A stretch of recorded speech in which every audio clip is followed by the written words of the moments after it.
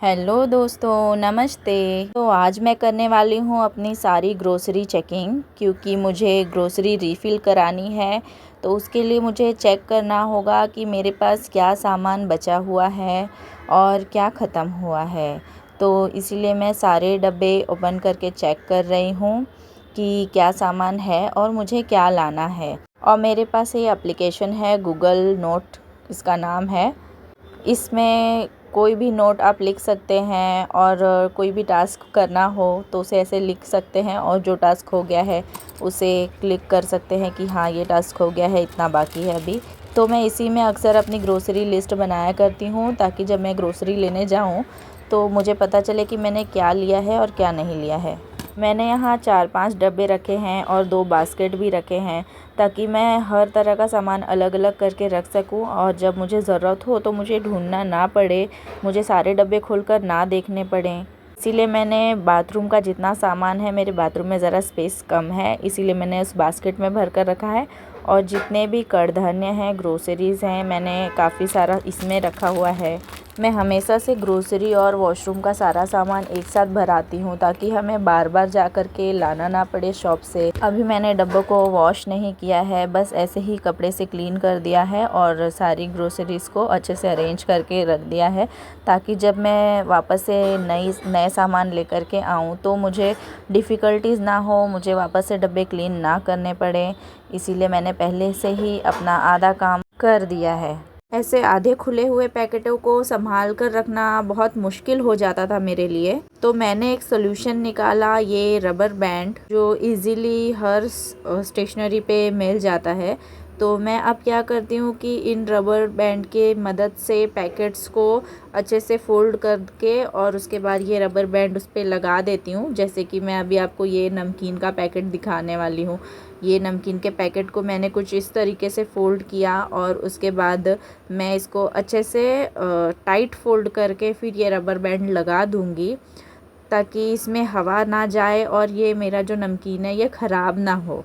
Actually डब्बों में भरने के बाद जो बच जाता है पैकेट में, उसे मुझे इसी तरीके से रखना पड़ता है। पहले मैं स्टेपलर इस्तेमाल किया करती थी ऐसे पैकेटों को पैक करके रखने के लिए, जिसका आधा सामान इस्तेमाल हुआ है और आधा सामान मुझे बचा करके रखना है डब्बों में। पर मुझे उससे प्रॉब्लम ये फेस करनी पड़ रही थी कि जब मुझे सामान दोबारा निकालना होता था तो मुझे स्टेपलर के पिन को खोलना होता था, और उसके बाद उसे सामान निकालने के बाद फिर से स्टेपल करके रखना पड़ता था। और कई कई बार तो ऐसा हो जाता था कि हम नहीं देख पाए और अचानक से वो स्टेपल की पिन हमारे खाने की चीज़ों में गिर गई, जो बहुत ही ज़्यादा नुकसान दे सकती है हमको।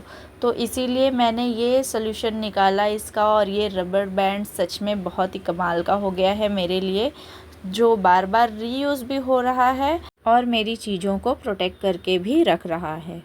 Home management is not easy as it CIMS.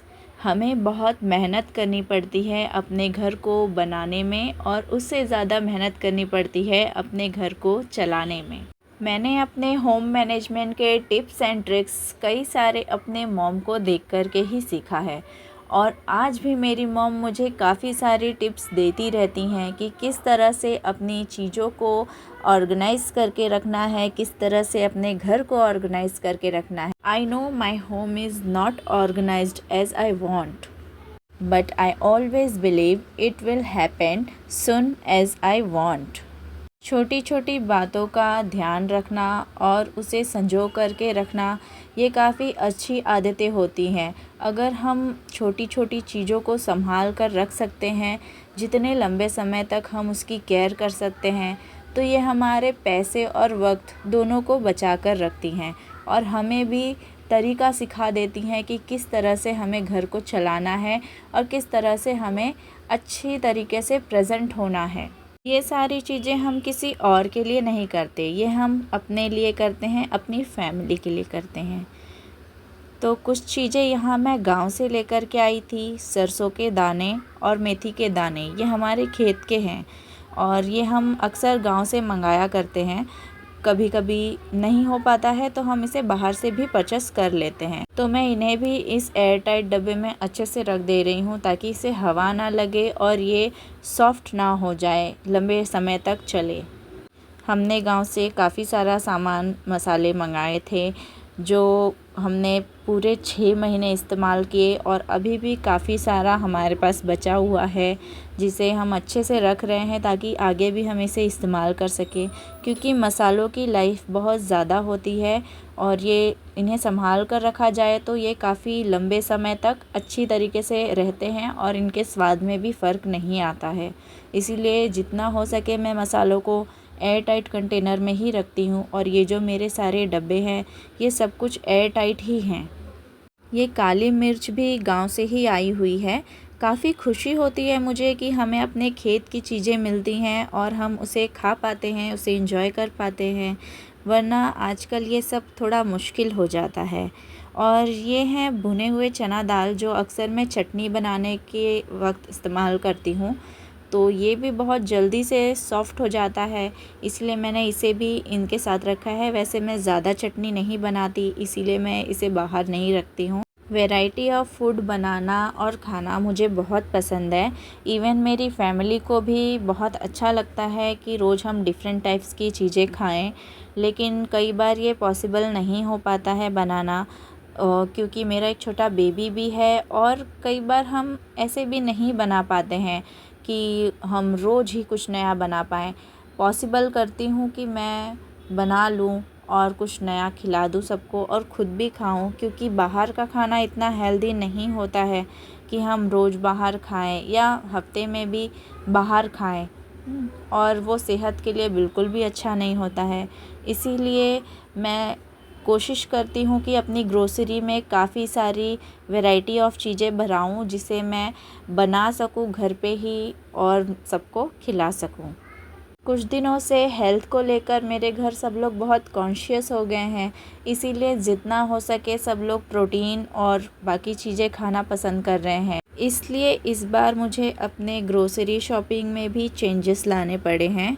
इसलिए मैंने ढेर सारी दालें, नट्स और करधन्य जैसे मूंग, मटरी और चना, ये सब कुछ भरवाया है। वैसे मेरे घर वाले ये सब खाना इतना ज़्यादा पसंद तो नहीं करते, लेकिन मैं कोशिश करूँगी कि मैं उससे कुछ अलग और नया बनाऊँ जो उन्हें खाने में पसंद आए।